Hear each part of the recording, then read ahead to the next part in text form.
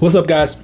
Average Tech Guy here, and this is my Samsung Galaxy S20 Plus. I had it for about a week, so let's talk about it.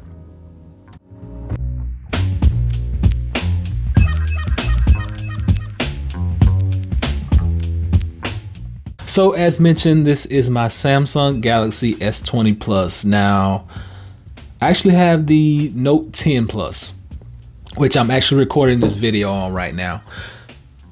Note 10 Plus, S20 Plus are still two separate variants of phone.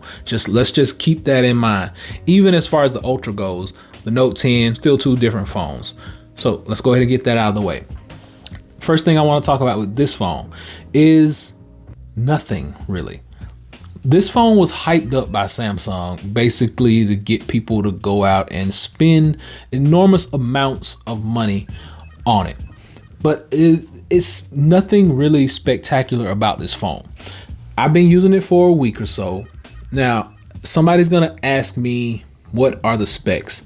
So I'm gonna go ahead and run through that kind of stuff right now so that you will know what you're getting into for the $1,200 price point. So the Samsung Galaxy S20 Plus is actually going to be coming in three different variants. I picked the Cloud Blue. Like I said, it's going to cost you about $1,200. You get a 6.7-inch display.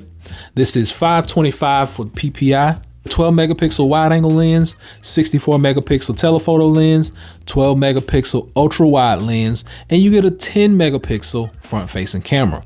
And front facing video looks really, really good. I mean, I've used it a couple of times. I have no issues with the front facing video, even at the 10 megapixel range. Now, one of my biggest issues with this device was the 8K video. Now, nobody really has the capability to view things in 8K or even upload in 8K. So why are we so amped about 8K?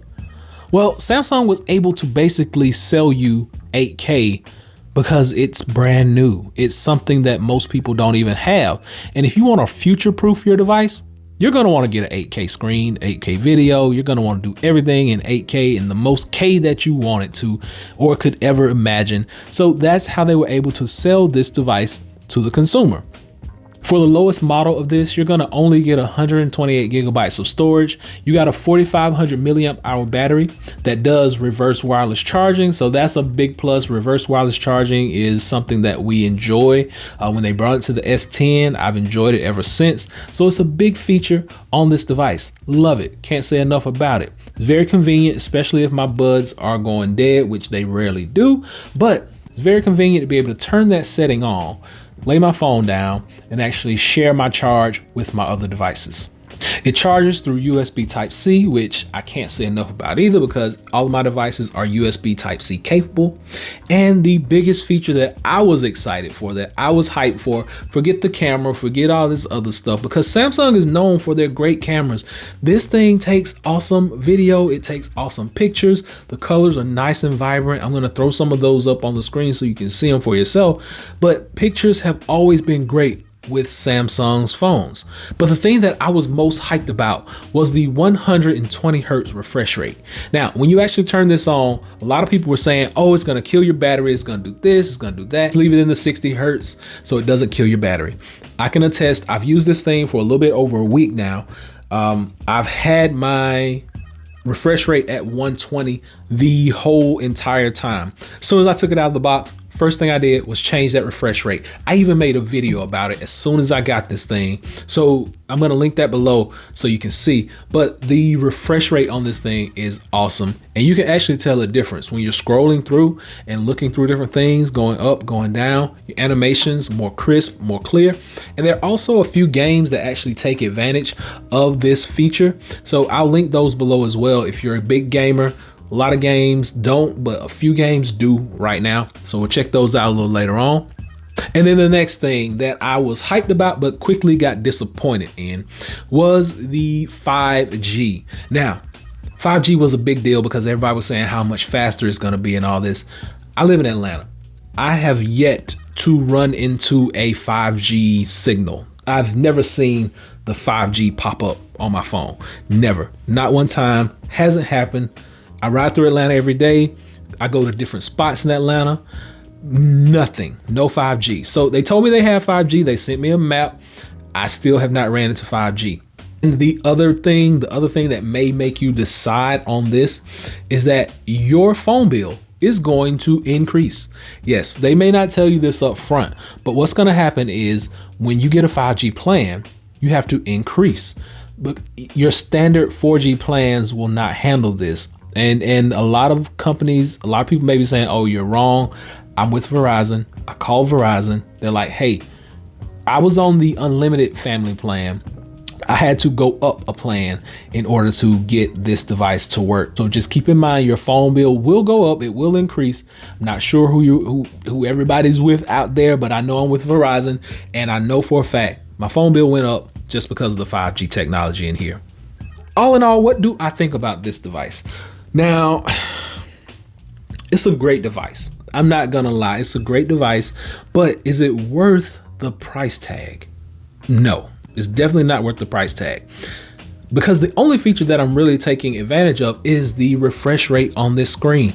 There's nothing else that I'm really interested in, or anything else that really just got my attention and said, hey, this is why you got to buy this phone. The 120 hertz refresh rate was the main seller for this device for me. Now, some of you guys may be in love with the camera. You may be in love with the 8K, which I don't like the 8K. As a matter of fact, even when you're using 8K, you only get about 5 minutes. I played around with it some. At about 5 minutes, it gives you a message and it says that your phone may overheat. So just keep that in mind. 8K videos over 5 minutes will not go well. So your phone may blow up. We don't want that. But it's still a solid device. Great screen, great pictures, good cameras, which Samsung is known for their cameras. There are no issues with the cameras. Speakers sound awesome. Calls. Now, a lot of people don't talk about the call quality. Call quality on here is pretty much on point. So call quality on here is great. A lot of people don't mention the call quality. I'm going to call one of my favorite people, and I'm going to let you just hear. I'm going to put it on speakerphone and let you just hear the call quality on here. Let's do this.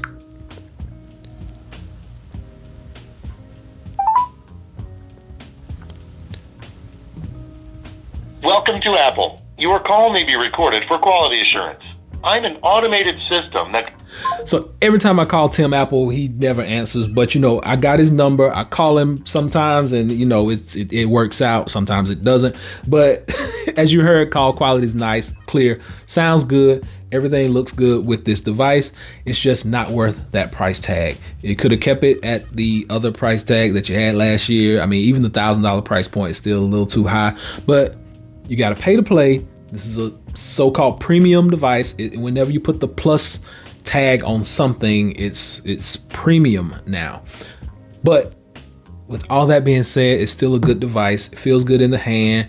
I got tons of cases, which I'll be showing you guys different cases throughout the next couple of weeks. You probably already seen some of my videos. I'm going to link those below, so check those out. More case reviews will be coming very soon. I got tons of them just like in the floor and everywhere around here in the studio. But that's pretty much it, guys. Dope device. I like it. Feels good. Sounds good. Looks good. Makes good calls. I can talk on it. Nobody really talks about that aspect of it, but it's a good device, and I like the color. No fingerprints. Big ups. So this is the Samsung Galaxy S20 Plus. This is my weekend review. I've had it for, like I said, a little bit over a week, and I just wanted to share my thoughts with you guys on this device. It's well built, feels good, and it's tech guy approved. So hopefully this has been able to help someone out. Please be sure and give me that thumbs up. Please hit that subscribe button, because I love when people subscribe, and I try to interact with all of my subscribers. Just leave me a message. I try to get back with you. Hit me up on Twitter, Facebook, Instagram. Until next time, Average Tech Guy out. Peace.